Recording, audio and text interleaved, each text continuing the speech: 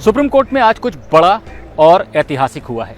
केंद्र सरकार ने सुप्रीम कोर्ट से कहा है कि समलैंगिक शादी को कानूनी दर्जा दे पाना तो संभव नहीं है, लेकिन इस तरह के जो जोड़े हैं उन्हें कुछ अधिकार देने पर विचार किया जाएगा। इसके लिए एक उच्च स्तरीय कमेटी बनाई जाएगी। आप कई दिनों से इस मामले पर पढ़ और सुन रहे होंगे और कई सवाल आपके मन में आते होंगे। इन्हीं सवालों का जवाब लीगल विद सहगल के इस वीडियो में मैं देने की कोशिश करूंगा।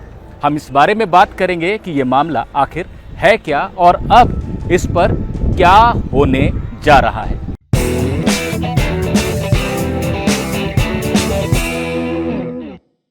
इस वीडियो में हम सिलसिलेवार तरीके से समझने की कोशिश करेंगे पूरे मामले के बारे में, और ये भी कोशिश करेंगे कि वीडियो बहुत ज़्यादा लंबा भी ना हो जाए ताकि आपको समझने में आसानी रहे।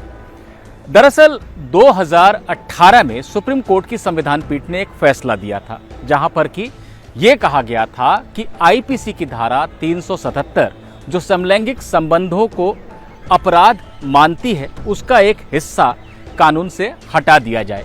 यानी दो वयस्क लोग अगर आपसी सहमति से एकांत में संबंध बनाते हैं तो इसको अपराध नहीं माना जाएगा। इस फैसले के बाद धीरे धीरे समलैंगिक शादी को भी मान्यता देने की मांग जोर पकड़ने लगी और आखिरकार ये मामला पिछले साल सुप्रीम कोर्ट पहुंच गया। इन दिनों 5 जजों की बेंच इस मामले को सुन रही है, जिसकी अध्यक्षता चीफ जस्टिस DY चंद्रचूड़ कर रहे हैं। और 15 से अधिक याचिकाओं में यह कहा गया है कि जब समलैंगिकता को अपराध के दायरे से बाहर कर दिया गया है तो शादी को भी मान्यता मिलनी चाहिए। याचिकाकर्ताओं ने जो तमाम बातें कही हैं, दूसरे देशों के उदाहरण दिए हैं, उसके साथ साथ कुछ मानवीय और कानूनी दिक्कतों का भी जिक्र किया है। जैसे अगर एक समलैंगिक जोड़ा है जो आपस में एक दूसरे को पति पत्नी मानता है और साथ रहता है और उनके संबंध को भी अब कानून अपराध नहीं मानता है, तो वो बहुत सारी चीजें एक दूसरे के लिए आज कर नहीं सकते क्योंकि शादी को कानूनी दर्जा नहीं है। जैसे अगर साथ में बैंक अकाउंट खोलना चाहते हैं तो क्योंकि वो आपस में संबंधित नहीं है किसी भी तरह से कानून के लिहाज से, तो वो ऐसा नहीं कर सकते हैं।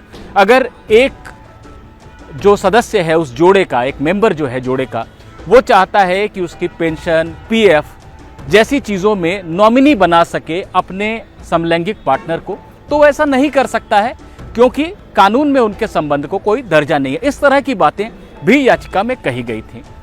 सुप्रीम कोर्ट के 5 जजों की बेंच ने 6 दिनों तक बहुत सहानुभूति के साथ इस पक्ष को सुना।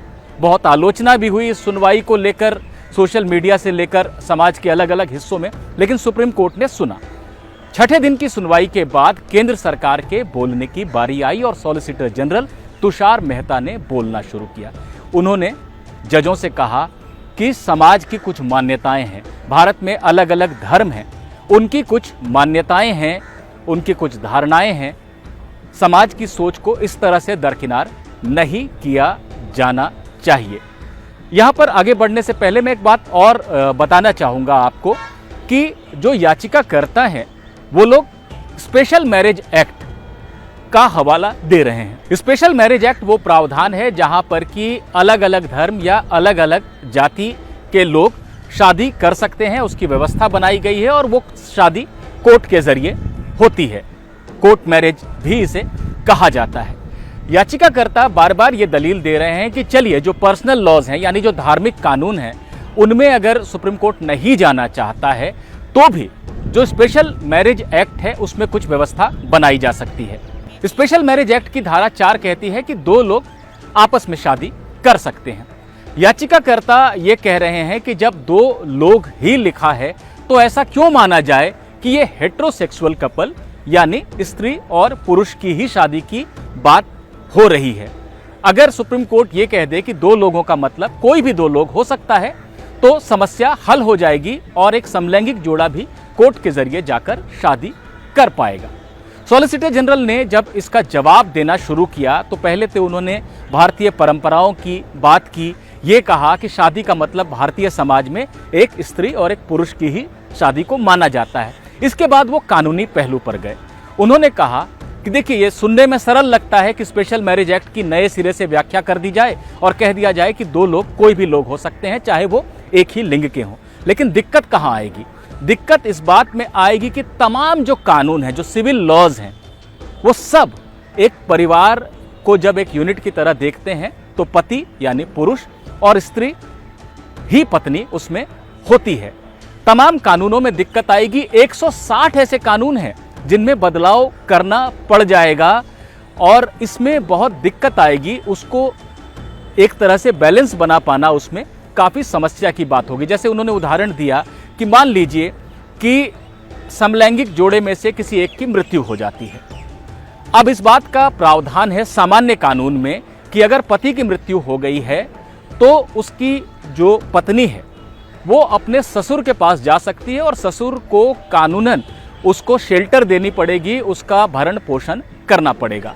सॉलिसिटर जनरल ने कहा कि अगर एक समलैंगिक जोड़े में से एक व्यक्ति की मृत्यु हो जाती है और उसका पार्टनर जाकर मरे हुए व्यक्ति को के पिता को ये कहे कि इस रिश्ते में मैं पत्नी की भूमिका में था और मैं आपकी बहू हूं, आपको मेरा भरण पोषण करना पड़ेगा, तो क्या यह संभव हो पाएगा? ऐसी तमाम दिक्कतें आएंगी। जजों ने भी सॉलिसिटर जनरल की दलीलों को सुनते हुए सहमति जताई कि वाकई बहुत सारी जटिलताएं आएंगी अगर समलैंगिक शादी को मान्यता दे दी गई तो। इस पर पिछली सुनवाई में चीफ जस्टिस डीवाई चंद्रचूड़ और उनके साथ बैठे बाकी चारों जजों ने, justice S Ravindra Bhat, justice Sanjay Kishan Kaul, justice Hima Kohli, सब ने ये कहा कि आप ये बताइए कि ठीक है, कानूनी दर्जा नहीं दे सकते हैं, इसमें दिक्कत है और समाज की भी सोच है, हम इस बात को स्वीकार करते हैं, लेकिन जो इनकी वाकई में जो दिक्कत होती है इनके साथ, ऐसे जोड़ों के साथ, कि उनको सामाजिक सुरक्षा की कोई भी स्कीम उनके लिए उपलब्ध नहीं है, कानूनी अधिकार उपलब्ध नहीं है, उसके बारे में क्या आप कोई कानून बनाएंगे? जैसे आपने ट्रांसजेंडर्स एक्ट बना रखा है, जो किन्नर समुदाय है उसके लिए कुछ स्पेशल कानून बना रखा है, तो क्या इनके लिए भी कुछ किया जाएगा? केंद्र सरकार को आज इसका जवाब देना था। सॉलिसिटर जनरल ने सुनवाई की शुरुआत में ही, यानी आज 7वें दिन की सुनवाई थी, उसकी शुरुआत में ही ये कह दिया कि केंद्र सरकार से उन्हें निर्देश मिला है कि सरकार इसके लिए तैयार है। मानवीय आधार पर शादी को तो दर्जा नहीं दे सकते हैं, लेकिन एक उच्च स्तरीय कमेटी बनाई जा सकती है और उसकी अध्यक्षता कैबिनेट सेक्रेटरी करेंगे, क्योंकि इसमें कई मंत्रालयों के विचारों को देखना पड़ेगा। जजों ने इस पर संतोष जताया कि सरकार ऐसा सोच रही है कि शादी को मान्यता दिए बिना भी किस तरह से अधिकार ऐसे जोड़ों को दिए जा सकते हैं, उस पर विचार होगा। कोर्ट ने कहा कि जो दूसरा पक्ष है, यानी जो याचिकाकर्ता पक्ष है, जो ये मांग कर रहा है कि शादी को दर्जा मिलना चाहिए कानूनी, वो भी सरकार और इसका विरोध कर रहे जो दूसरा जो पक्ष है उसके वकीलों के साथ बैठे और आपस में चर्चा करे और ये अपने वो सवाल दे, अपनी वो दिक्कतों के बारे में बताए जिसका समाधान वो चाहते हैं। हालांकि कुछ वकीलों ने, जो कि समलैंगिक शादी को मान्यता देने की पैरवी कर रहे हैं, उन्होंने विरोध किया और कहा कि नहीं, शादी का ही दर्जा मिलना चाहिए। लेकिन चीफ जस्टिस ने कहा कि अगर आप ये कहते हैं कि समाज का एक हिस्सा समलैंगिक शादी की वकालत करता है, तो दूसरा पक्ष समाज के एक बड़े हिस्से की दलीलें लाकर हमारे सामने रख देगा जो कि इसका विरोध करता है, तो हमें संविधान के हिसाब से चलना चाहिए। आप हमारे पास आए हैं तो हम नहीं चाहते कि आप खाली हाथ लौटें। ऐसे में सरकार जो कमेटी बना रही है वहां पर आप अपने विचार दीजिए और हमारे दरवाजे अभी बंद नहीं हुए हैं। हम इस मुद्दे को अभी खुला रखेंगे और भविष्य में आपकी दूसरी बातों पर विचार किया जा सकता है। तो केंद्र सरकार एक कमेटी बनाएगी कैबिनेट सेक्रेटरी की अध्यक्षता में और सभी पक्षों की बात को सुनने के बाद एक समाधान निकालने की कोशिश की जाएगी, जहां पर कि कानूनी दर्जा दिए बिना समलैंगिक शादी को, समलैंगिक जोड़ों को कुछ अधिकार दिए जा सकेंगे।